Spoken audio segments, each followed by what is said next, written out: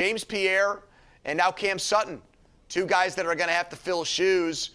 And even though the rest of the defense looks very, very, very solid, I think you have to wonder about the abilities of those guys moving forward. This also was a move probably because if Antoine Brooks couldn't hack it there, we know Cam Sutton can, and James Pierre can be on the outside, maybe him or Justin Lane at some point. We'll see what they do in this fourth preseason game.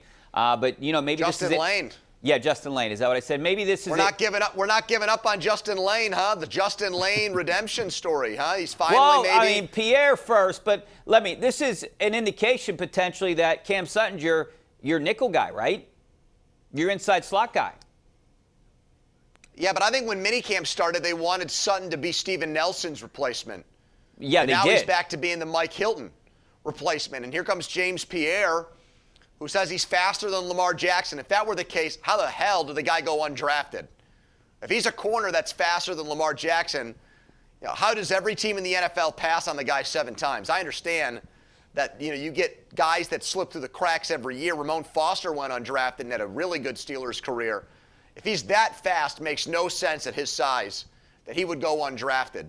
So I don't really believe him there. I'm calling shenanigans on that, Richie. Pierre, I thought, was better than Lane late last season, but that's not saying much. And I definitely think that Buffalo is going to test Pierre right from the start, week 1.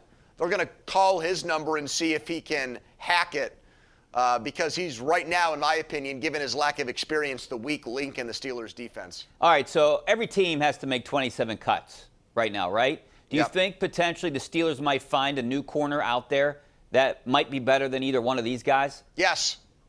Yep. They've done that before. Ross Cockrell was one of those guys. Not that he had a banner Steelers career, but he was somebody picked up off the scrap heap. Yeah, I don't anticipate a Joe Hayden gets cut where you're going to give somebody huge money. You know, he falls into your lap days before the season starts. That would be awesome.